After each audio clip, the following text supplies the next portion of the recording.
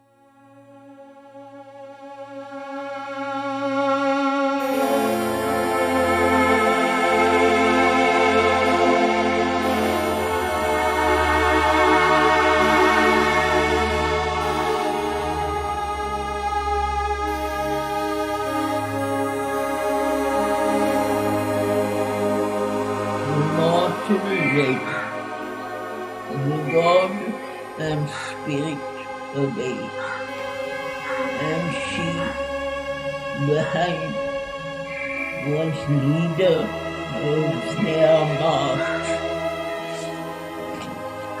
and they, in front, were followers of her will. Death walked in front of her, and Satyavan in the dark front of death, a fading star. Above was the unseen balance of his fate.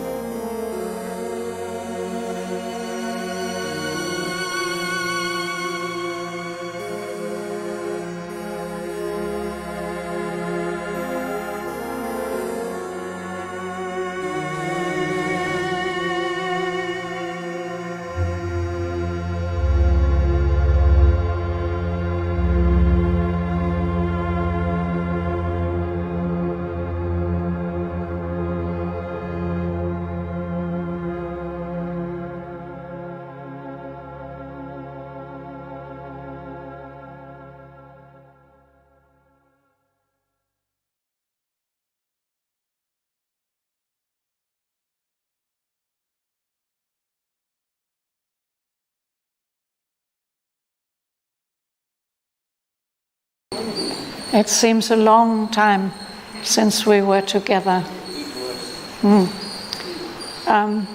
Is there anybody who's absolutely certain where we stopped last time?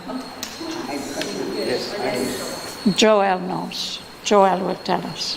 So we should start at the first line of page 635. Page 635, first line. Death from the incredulous darkness sent his crying.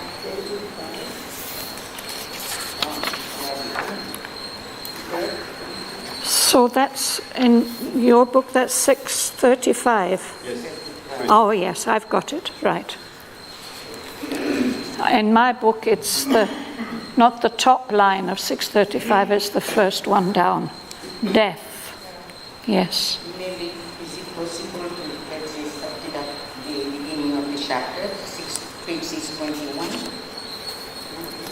I was going to suggest something like that, since it's been such a long time.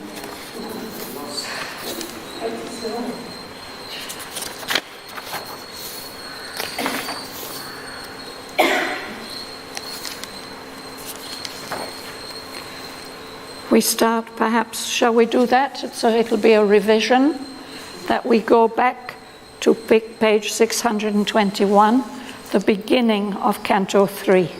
Yes? Does that make sense?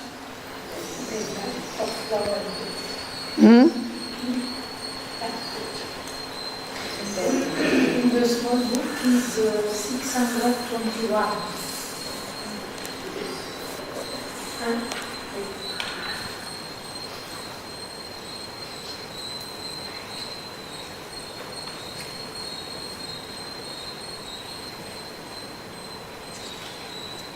Shall we start from this side and go around? So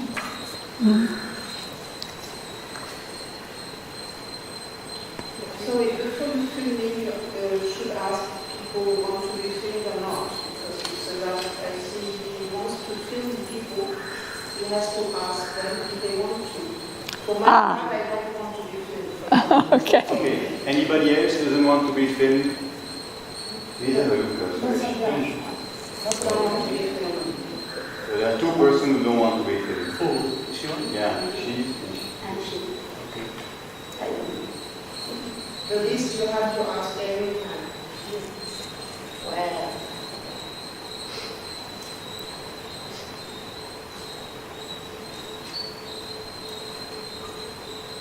You like to start, Rita?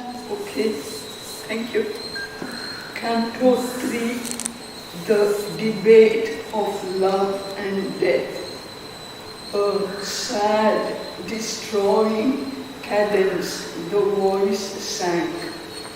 It seemed to lead the advancing march of life into some still original inane. But Savitri answered to Almighty Death, O dark-browed sophist of the universe, who wasted the real with its own idea, hiding with brute objects nature's living face, masking eternity with thy dance of death. Thou hast woven the ignorant mind into a screen and made of thought errors purveyor and scribe, and a false witness of mind's servant sense, an estate of the sorrow of the world, champion of a harsh and sad philosophy. Thou hast used words to shutter out the light, and called in truth to vindicate a lie. A lying reality is falsehood's crown, and a perverted truth her richest gem. O death, thou speakest truth, but truth that slays. I answer to thee with the truth that saves. Thank you.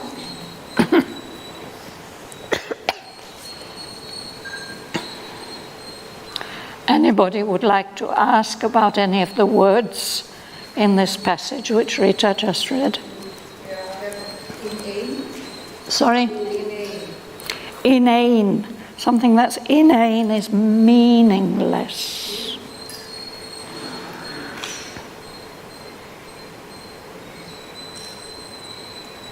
here it is given as capital I. So it is not anything With the- divine. Yes.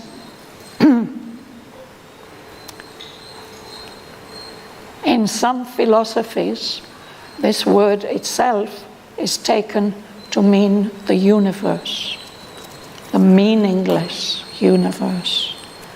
But that is not Sri Aurobindo's position. In line 5, we've got sophist.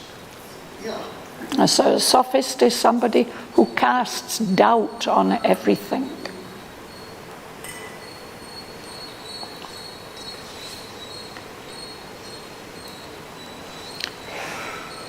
You have made of thought errors, purveyor and scribe. A purveyor is a person who supplies things. So she says thought in Sri Aurobindo's way of seeing things should be used to help us towards the truth. But what death is doing is just the opposite. He's making of thought, of ideas, something which provides falsehood. A scribe is somebody who writes things down. A false witness of mind's servant, sense. The senses are should be our servants, no? But what? This is a false witness, and it's new for me in a way, Yes. we perceive it, and normally we have the understanding from witness as that thing positive, observe, objective. Yes. A false witness is one who gives misinformation. Yeah. It's not observing them in a way. I mean, a witness normally just observes. That's one of the uses, yes. But for instance, in a court, if there's a dispute about something, you will call witnesses and they will tell, I saw it like this, I think this is what has happened. And if there's somebody who's deliberately distorting the truth, that's a false witness.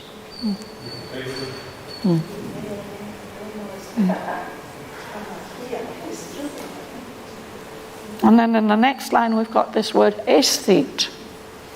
An aesthete is a person who is very, very concentrated on beauty and fine appearances. And yes, so he's taking delight. This figure of death seems to be taking delight in the sorrow of the world.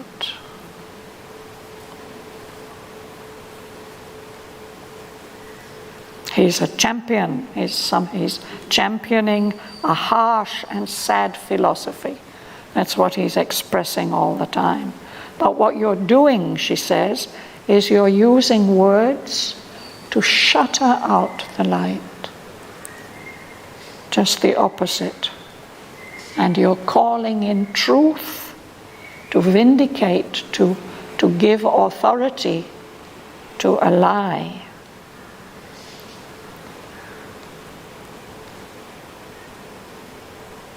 Falsehood delights in that kind of thing. A lying reality is falsehood's crown.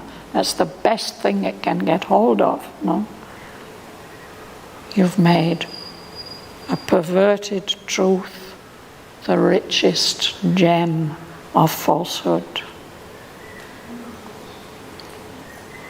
And then we've got these very memorable lines we should always keep in mind when we're reading this dialogue of death.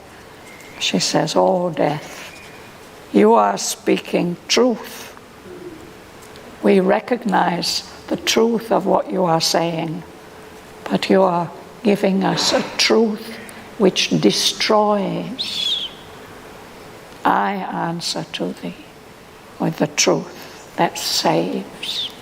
And that's what she's going to be doing, answering death with all his sophistries, with the truth that saves.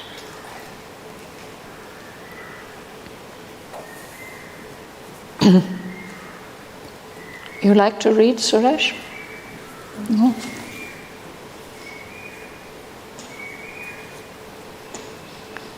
Sudanya. The traveler knew discovering himself.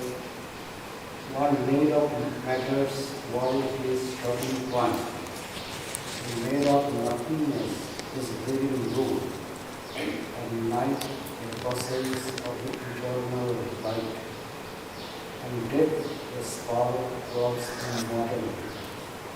God wrapped his head from sight in matters called his consciousness dived into inconscient depth.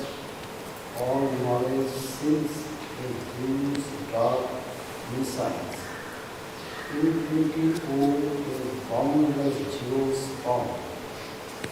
His abysm of bliss became insensible bliss. Eternity a grand spiritual vast, annihilate and original reality. Timeless truth gets bound in emptiness and revealed the figure of the universe, that the state might adventure into time and wrestle with adamant necessity, and the soul pursue with cosmic emptiness. Let's pause there. This is how Savitri is seeing things, giving her view of the truth. She describes the Creator, the Lord, the One, as a traveler, constantly finding himself anew. And he's made this world of matter his starting point for self-discovery. The One has made of nothingness his living room, the room where he lives and moves and discovers. He's made night a process of the eternal light, and death a spur towards immortality. A spur is the sharp point that a horseman wears on his boot so that he can spur his horse to ride faster. Or here it is, death. For us human beings, death may often, the idea that we will die and we don't have that much time to achieve all the things we want to achieve, that may be a spur to action or to discovery. So Savitri is saying, in this way, God has disguised himself. We can't see him. He's wrapped his head from sight so that we don't see him. He's covered himself up with this screen of matter. A cowl, it's a kind of hood he's put over his head. His consciousness, his all consciousness, has dived right down into the depths of inconscience, so that the all knowledge, which is the power of the One, seems like a huge, dark nescience, not knowing.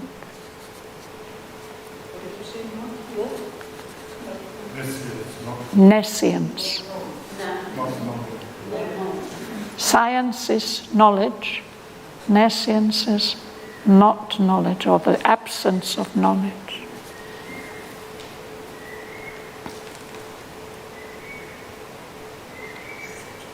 So in this play of his, or this disguise that he's done, infinity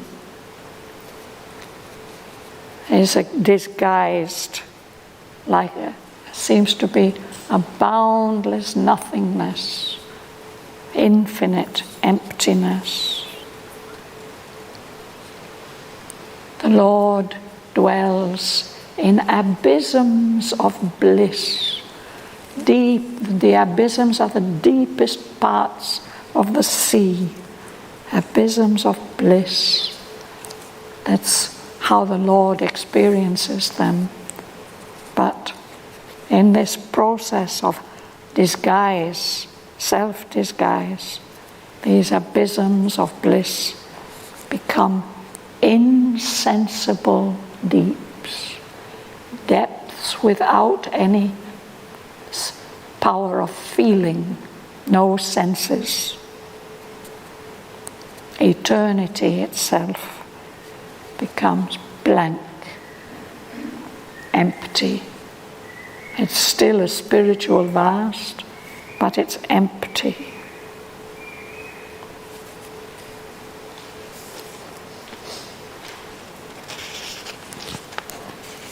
Will you read? spirit.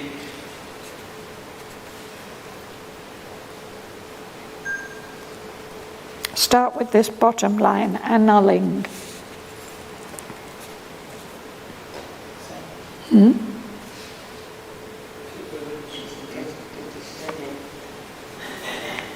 Which line? 27.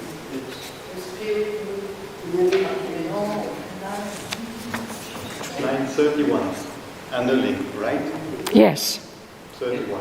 21. 31.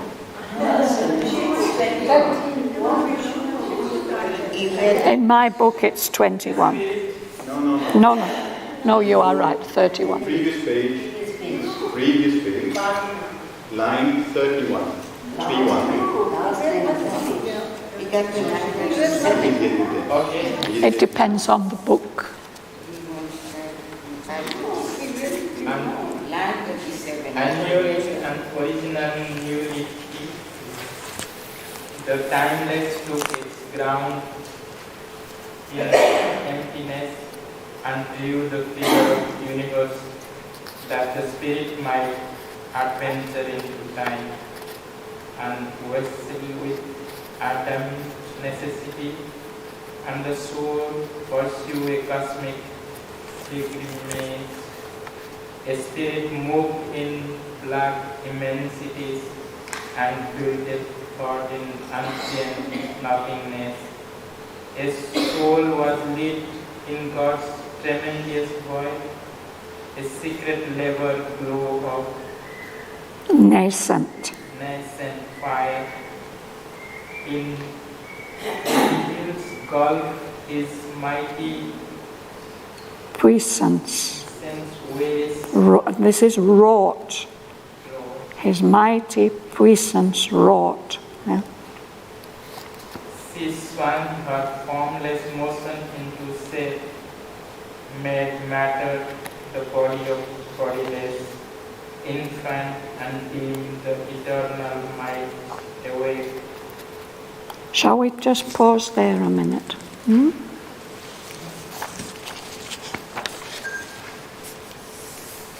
Originally, there was a nullity, a nothingness. So, but the One is making that nothingness nothing. He's making something out of it.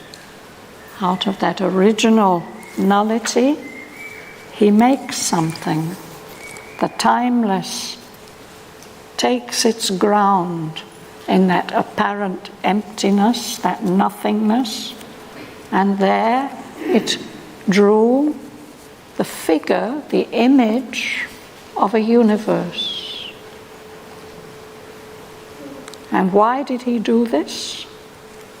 So that the spirit might adventure into time and wrestle, have the joy of struggling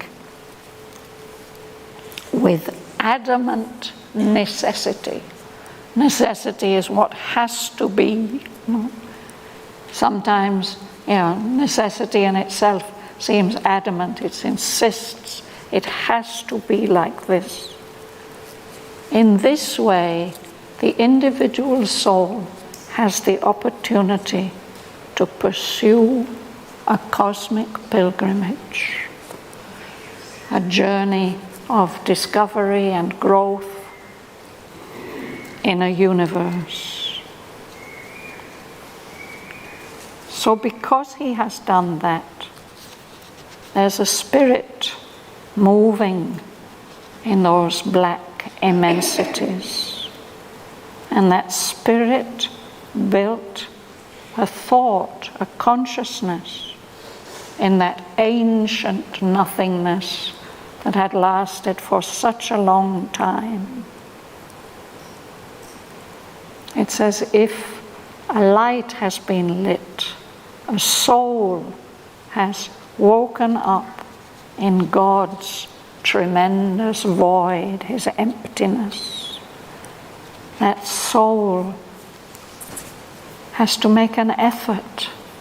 It's a secret, laboring glow, trying to become brighter a glow of nascent fire, of fire that is beginning to burn. In that deep gulf of nothingness, his mighty puissance wrought.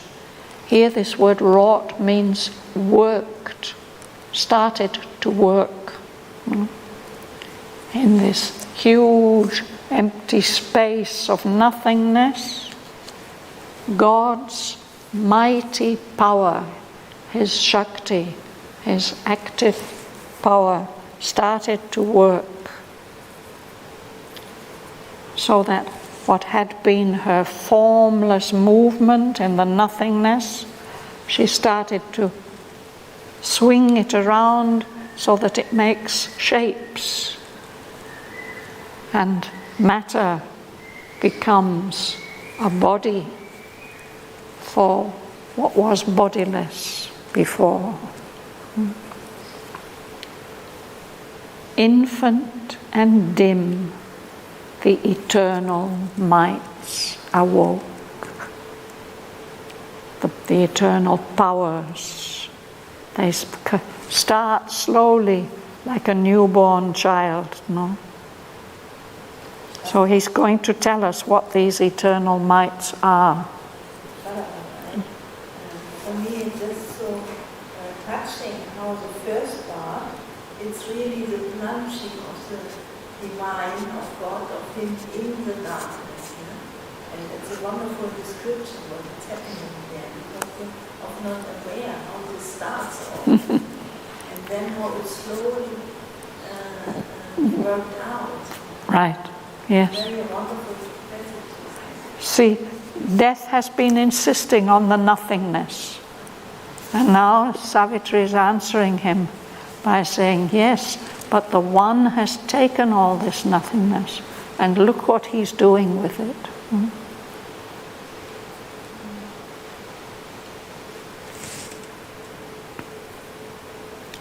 So he's going to tell us what these eternal mights are.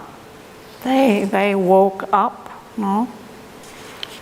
So the first of them is life. In this inert matter that doesn't move, a life that has been sleeping begins to breathe and wake up. And in that subconscious life, mind is lying there asleep. It's also going to wake up. As life wakes up, the mind also stretches its giant limbs. I've been watching some videos of newborn babies recently. It's so nice to watch them. And almost the first thing they do is they start to stretch. And then if you're lucky, they may smile.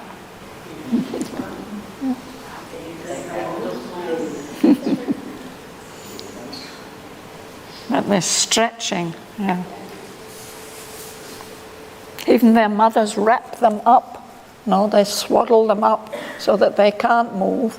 But then when they undo the zipper, the little body starts to stretch. You don't see the evolution. I remember the babies, till the 3 months, you put the hand like that and they didn't see. After 3 months they saw.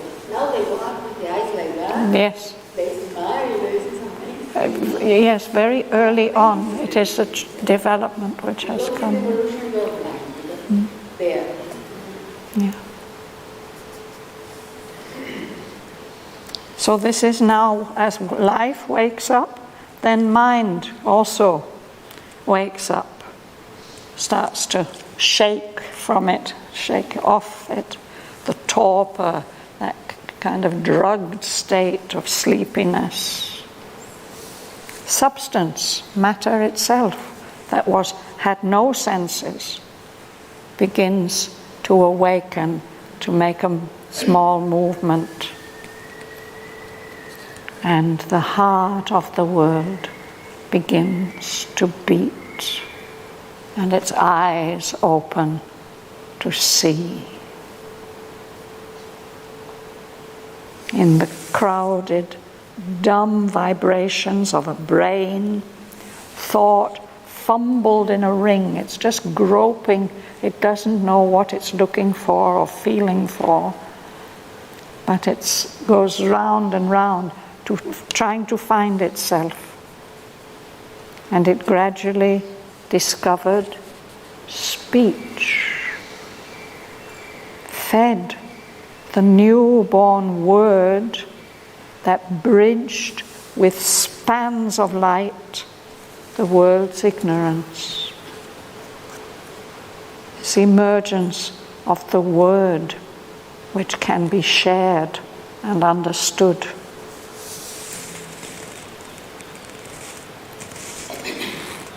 In waking mind, the thinker built his house. A reasoning animal, us. We didn't read this.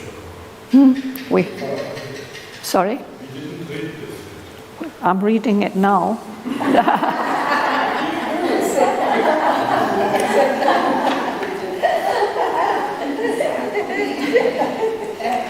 But would you like to read it, Tineke? It's so nice. Yes? A reasoning animal willed and blind and no.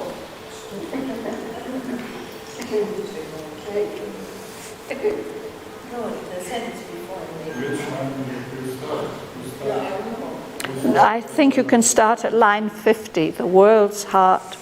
I mean, we start at 43. Oh. You read it to 54. We know the matter of breathe. Okay. 59, not really. No, infant.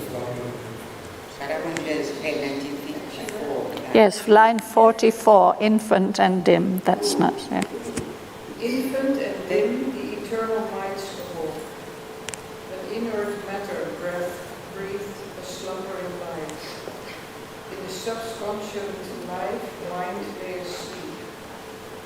In waking life, it stretched its giant limbs to shake from it the torpor of its drowse. A senseless substance quivered into sense. The world's heart commands to beat, its eyes to see. In the crowded, dumb vibrations of the brain, thought fumbled in the ring to find itself, discovered speech, and fed the newborn word that bridged the spans of light the world's ignorance. In waking mind, the thinker built his house. A reasoning animal willed and planned and sought. He stood erect among his brute compeers. He built life new, measured the universe, opposed his fate and wrestled with unseen powers, conquered and used the laws that rule the world, and hoped to ride the heavens and reach the stars, a master of his huge environment. Now through minds of shadows stares the demigod, hidden behind the curtains of man's soul. He has seen the unknown, looked on truth's veiled face. The ray has touched him from the eternal sun. Motionless, voiceless, in foreseeing depths, he stands awake in supernature's light, and sees the glory of arisen wings, and sees the vast descending might of God. Thank you. This is a wonderful description, as Margaret said, of how everything has happened. No? Anybody likes to ask any words or phrases?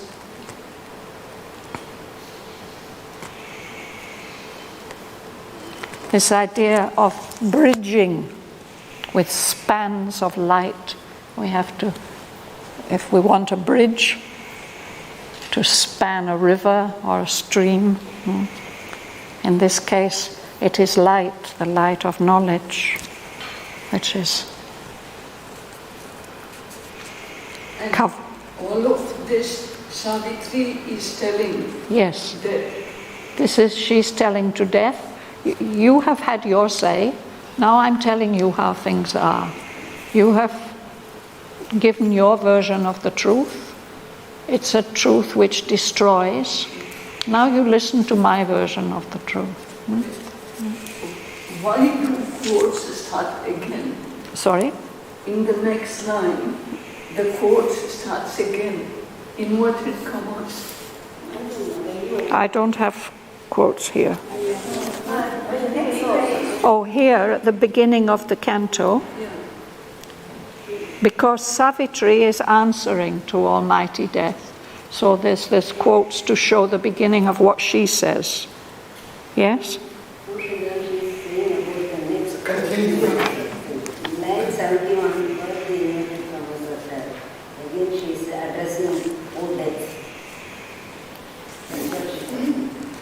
There you've got quotes. Yeah, because I don't have quotes. the previous did not close.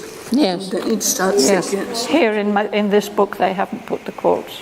There is a Because it's a low smile. Yeah. Smile to become a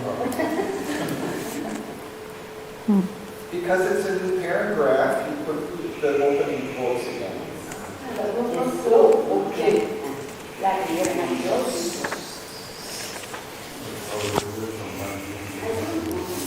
Okay, do a look.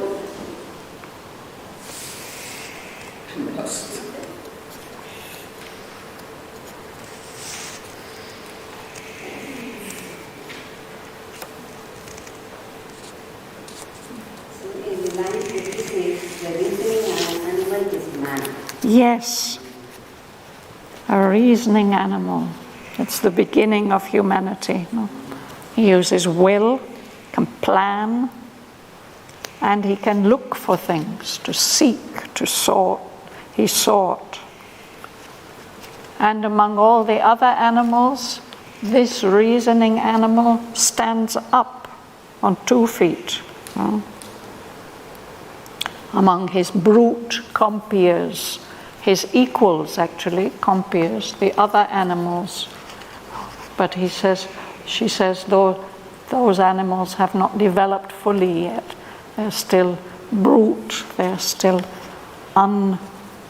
unfinished.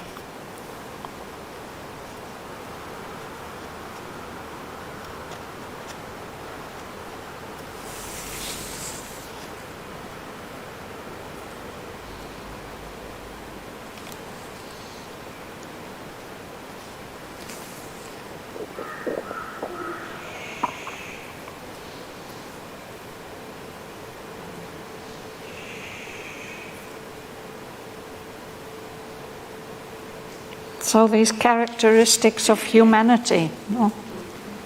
He built life new, measured the universe, opposed his fate, wouldn't accept things the way they are, wrestled with unseen powers. He even conquers the laws that rule the world and uses them. And hopes, he aspires to ride the heavens and reach the stars and become the master of his huge environment.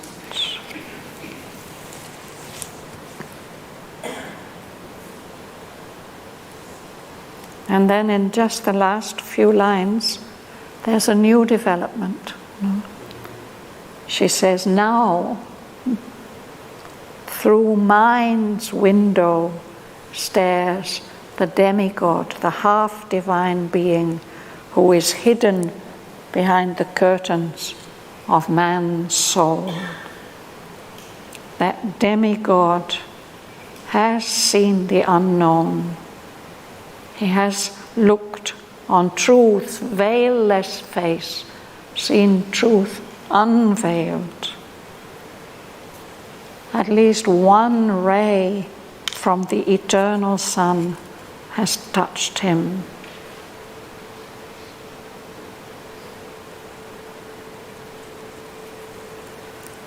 And this must be, about the soul of man, motionless, voiceless, in foreseeing depths.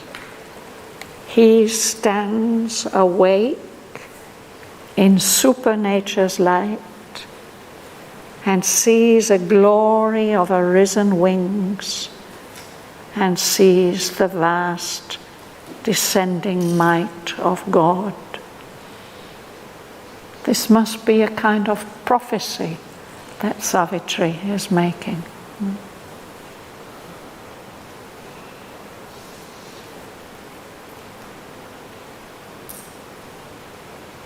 That's good for us, for ourselves to be aware of this process.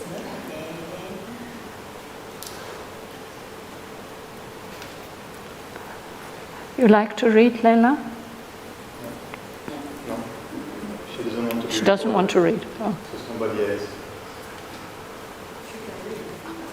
The thing is, we do a video after that will be published for people to see on the website. So, since we have this camera, we can see also the readings. So we have to make a choice somehow. No, if people don't want to be filmed, they don't get to read. Just like that. Yeah. Exactly. Yeah. So, Alexander, will you read on? Before that, Sorry. I have a small suggestion. At times I feel very sorry for you. Because at times you ask someone to read something which was already read, or you go on reading, and it's perfectly fine. Why I see some people sort of protesting, and I feel sorry for you. It's your class. If you decide that something has to be read again, or not to read by others than by you, I would say, why don't you try to make an effort and accept you? I mean, what you want, it's your class, they don't want to conduct it. I feel sorry for you at times. But I don't mind. It's here and I want to throw it out. Anyway, I don't mind if I get corrected, because I know that sometimes I get quite muddled and confused. And it's perfectly okay if you set me right, or ask questions, or propose answers. It's an interactive session. So, but I did ask Alexander to make a start with the next line if he's ready. O death, thou lookest on an unfinished world, assailed by thee, and of its road unsure, peopled by imperfect minds and ignorant lives, and sayest, God is not, and all is vain. How shall the child already be a man? Because he is infant, shall he never grow? Because he is ignorant, shall he never learn? In a small, fragile seed, a great tree lurks. In a tiny being, a thinking being is shut. A little element in a little sperm. It grows and is a conqueror and a sage. Then wilt thou spew out death, God's mystic truth,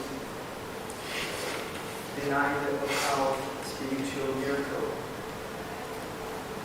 Still, wilt thou say there is no spirit, no God, and mute material nature waits and sees.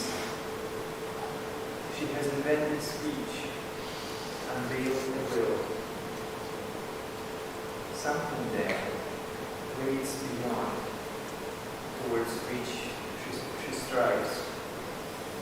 Something surrounds her, into which she grows.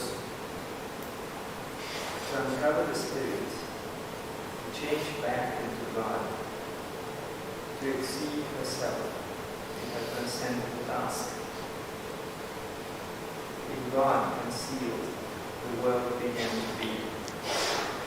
Tardily, it travels towards manifest God. Our imperfection towards perfection toward us. The body is the chrysalis of the soul. The infinite holds the finite in its arms. Time travels towards the beauty of eternity. A miracle structure of the eternal age. Matter, its mystery hides from its own eyes. A scripture written out in cryptic signs. An occult document of the all-wonderful start. All here bears witness to his secret light. In all, we feel his presence and his power. Shall we pause there?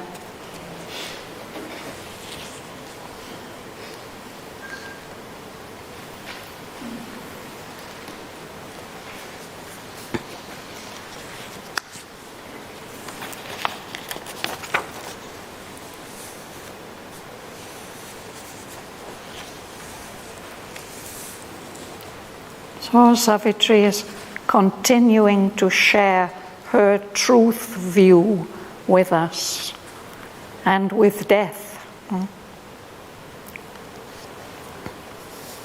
Any difficult words here that you would like to ask about?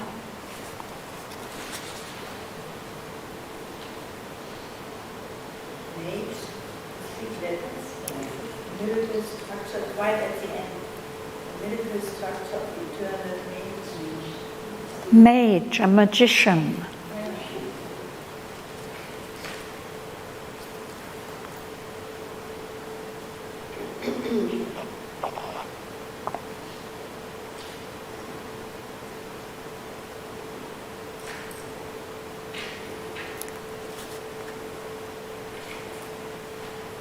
It sounds so obvious what she's saying, no? How shall the child already be the man? Because he's infant, shall he never grow? Because he's ignorant, shall he never learn? In a small, fragile seed, a great tree lurks. It's hiding there, no, that possibility. And in a tiny gene, a thinking being is shut. A little element in a little sperm, something so minute we can't see it, and yet it will grow and become a conqueror and a wise man. This is so obvious. So death, are you going to go on like this, spitting out God's mystic truth and denying his occult spiritual miracle? Are you going to go on saying that there's nothing like no spirit, no God? The evidence is all around us. Here's matter, material nature. It wakes up. Matter wakes up and sees. And this mute material nature, the power that seems to be organizing all this. Spew out? To spew, it means to spit out. I thought so. Yes.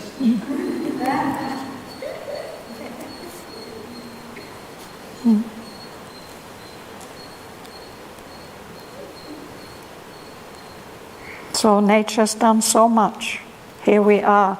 She's invented speech. She's unveiled the existence of a will. And there's something more. Nature is striving towards new things. And there's something surrounding her. She's growing into it.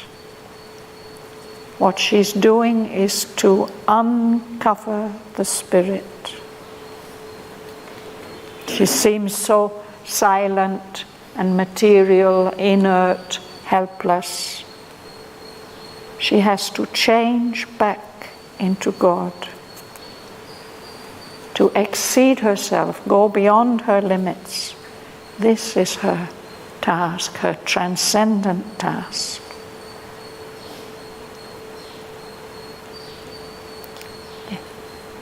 In God concealed, the world began to be. Tardily, slowly, it's traveling back towards manifest God, God obvious and clear. Our human imperfection is toiling towards perfection, and this human body is the chrysalis, that strange intermediate form, out of which a miraculous butterfly or dragonfly emerges.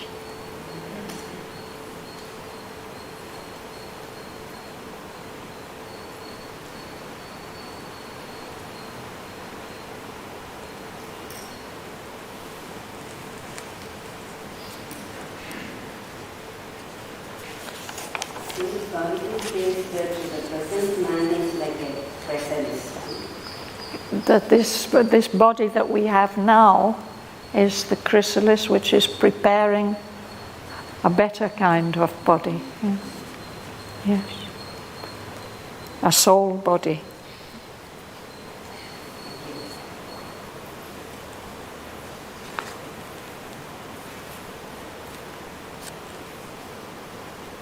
Of course, we know it's part of the teachings of Sri Aurobindo and the Mother that we are aiming at a divine life in a divine body in the world. But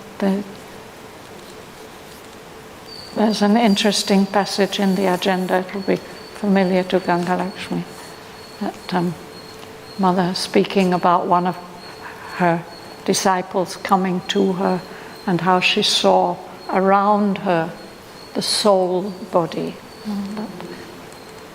that is to be.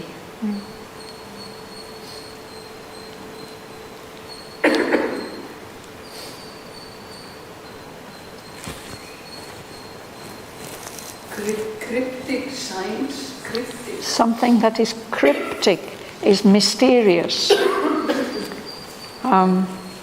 There are people who like to do crossword puzzles. And if they are good at crossword puzzles, they like to do cryptic crossword puzzles. That means that it's not only that the clues themselves are mysterious. So before you can fill in the crossword, you have to do a lot of other understanding. Cryptic, secret, something that's secret and sacred and hidden. The great cathedrals are all built on the base foundation of crypts, sacred areas. Usually the relics of the saint are buried there. But here cryptic means secret and hidden.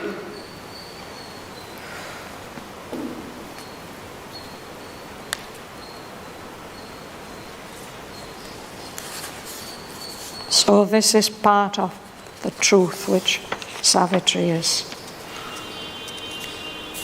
sharing with us. So one quality for that, it is patient.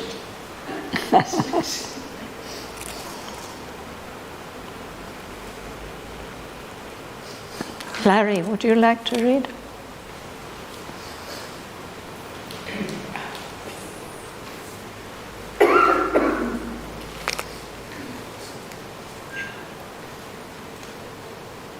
All here bears witness to his secret light. In all we feel his presence and his blaze of his sovereign glory is the sun. A glory is the gold and glimmering moon. A glory is his dream of purple sky. A march of his greatness are the wheeling stars. His laughter, beauty breaks out in green trees. His moments of beauty triumph in a flower. The blue seas chant. The rivulet's wandering voice are murmurs falling from the eternal's heart. This world is God fulfilled in outwardness. His ways challenge our reason and our sense by blind brute movements of an ignorant force. By means we slide as small, obscure, or base, a greatness founded upon little things. He has built the world in the unknowing void. His forms he has masked from infinitesimal dust. His marvels are built from insignificant things. If mind is crippled, life untaught and crude, if brutal masks are there in evil acts, they are incidents of his vast and varied plot. His great and dangerous dramas needed steps. He makes with these and all his passion play, a play and yet no play, but the deep scheme of a transcendent wisdom, finding ways to meet her Lord in the shadow and the night.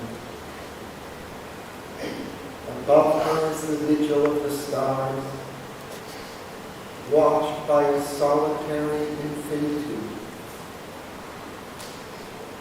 She embodies in dumb matter the divine. In simple minds and lives, the absolute. A miracle longer, her mechanical craft, matter's machine worked out the laws of thought. Life's engines serve the labor of a soul.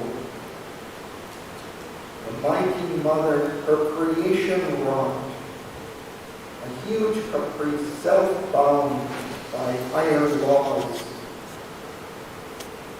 and shut God into an enigmatic world.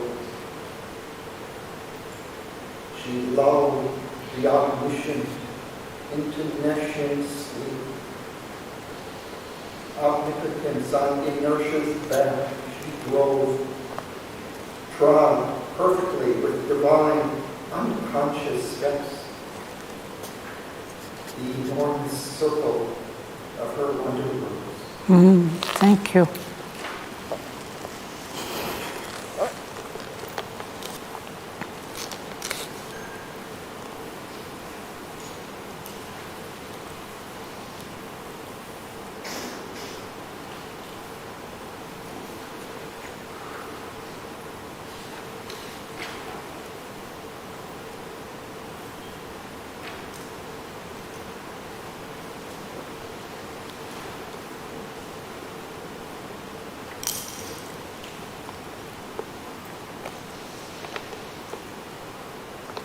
We have this word slight here in line 114. By means we slight as small, obscure, or base. When we slight something or slight somebody, it means that we dismiss them. We think they're worthless or useless.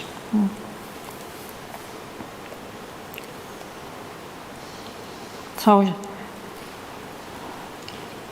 the Lord uses all those means.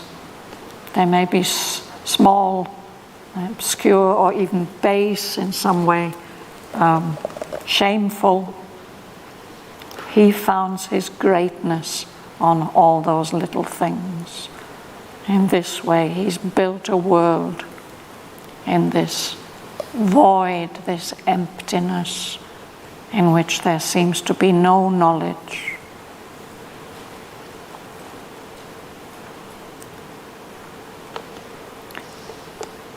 And Savitri admits, she says, if mind is crippled, it's like admitting and saying, we know that mind doesn't always work perfectly, and life is crude.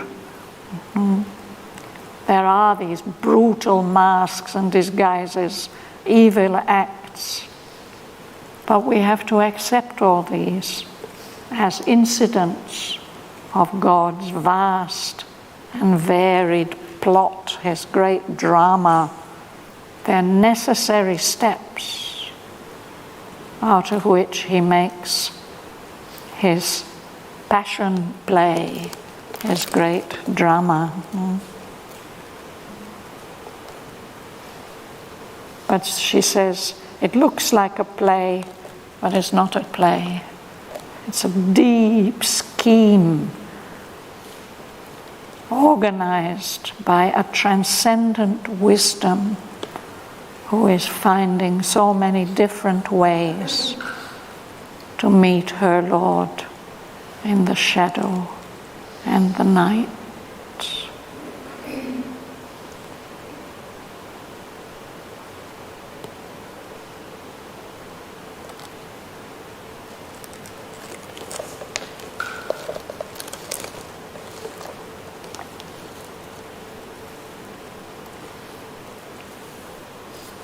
Bhavana, will you read?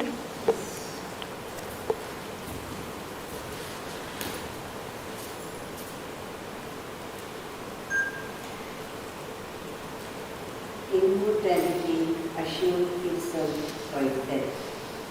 The eternal space was seen through drifts of time. His knowledge he disguised as ignorance.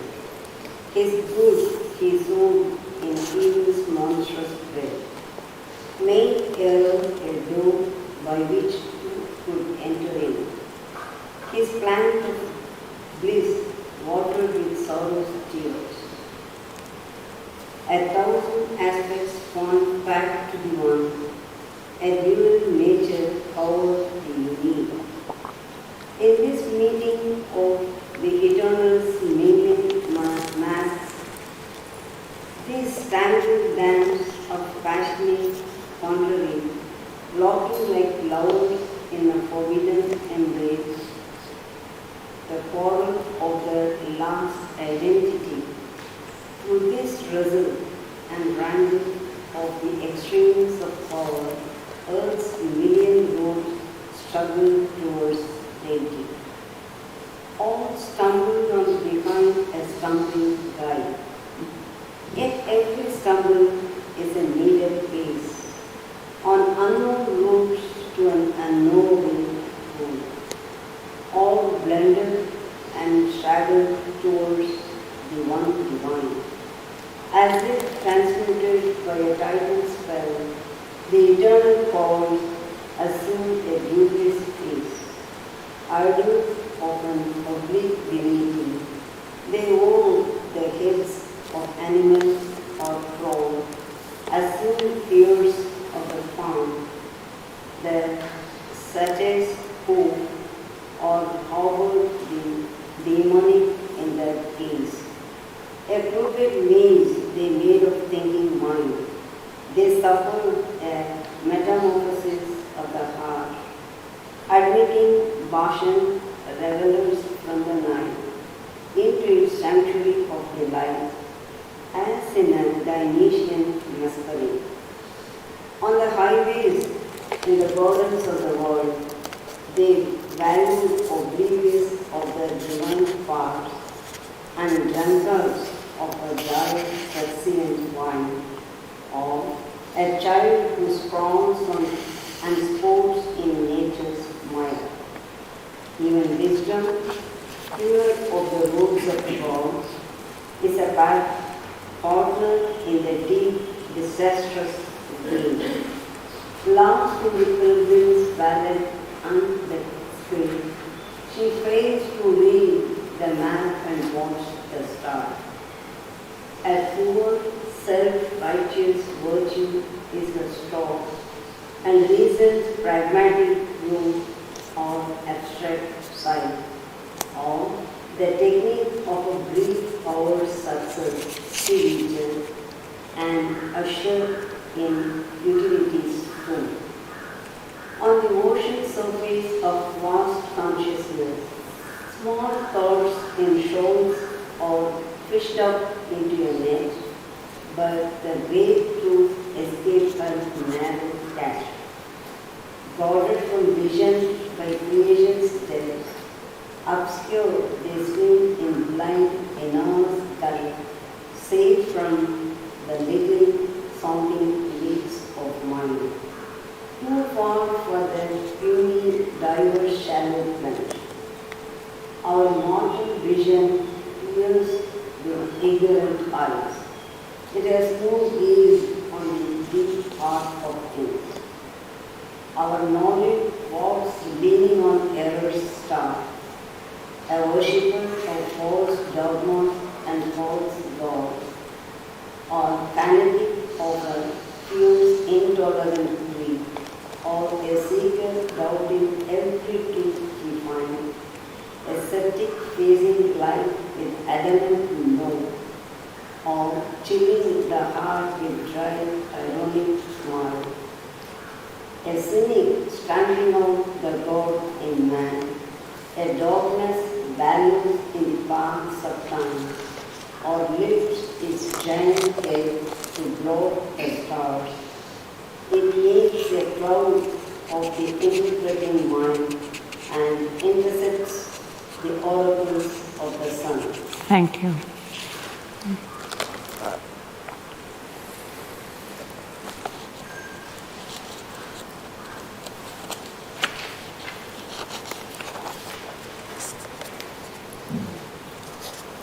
Quite a lot of unfamiliar words and images in this passage. No?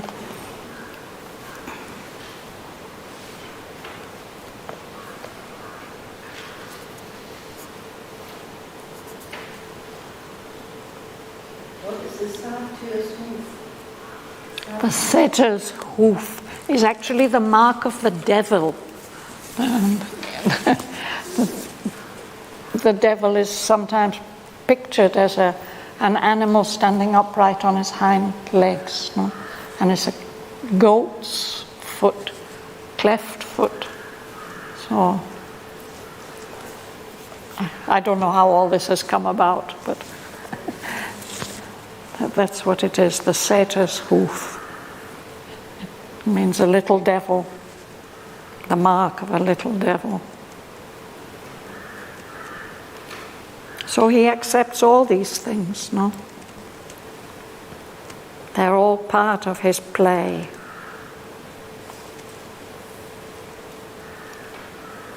Part of the Mighty Mother's creation.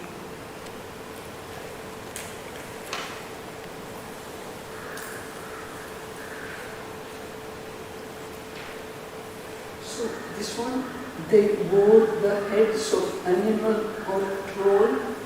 Troll also, he's a kind of mythological figure from the Scandinavian countries.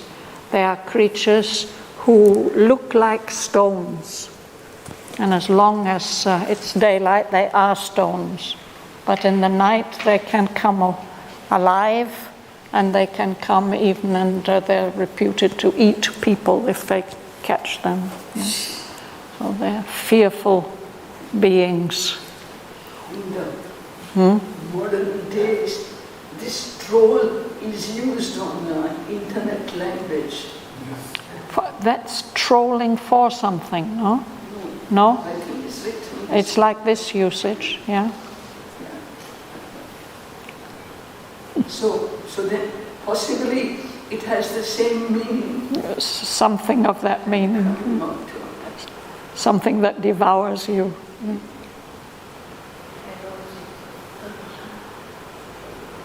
There's a similar word is trawling. No? It's catching fish in nets.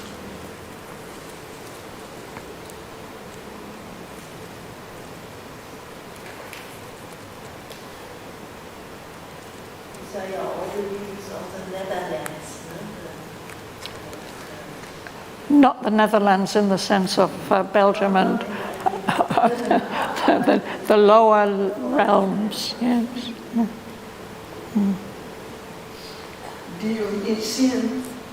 Dionysian. So Dionysus is the Greek god of ecstasy, of wine, of divine intoxication. And he may be connected in some way with our Lord Krishna. So his worshippers, usually he was surrounded by female worshippers, dancing in circles in front of his image.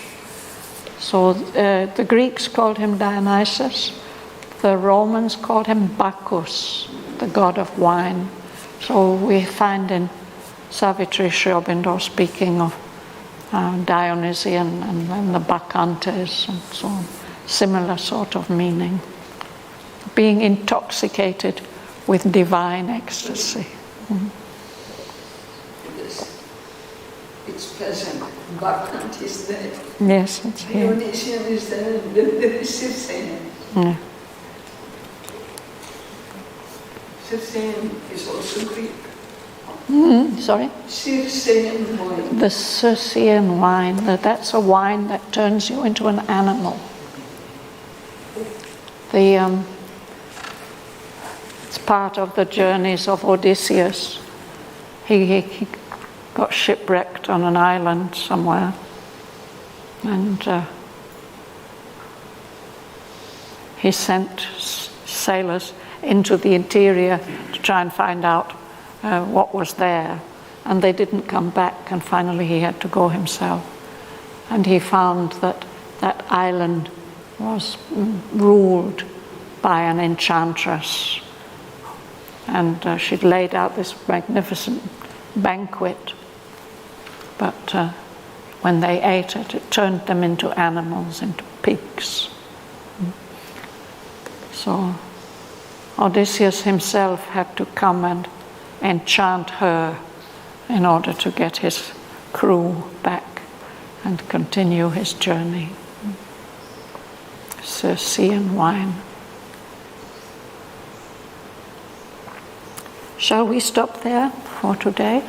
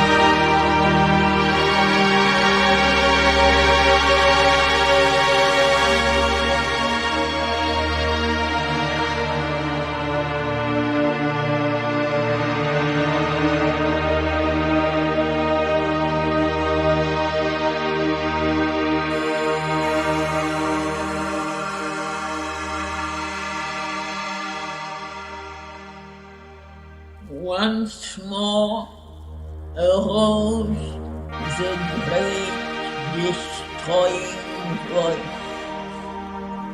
Behold the figure of this single ring. Its solid outlines of creative dream inspiring the great concrete tasks of earth. Where nature changes not, man cannot change. Hope not to call God down into his life. How shalt thou breathe the everlasting here? There is no house for him in hurrying time.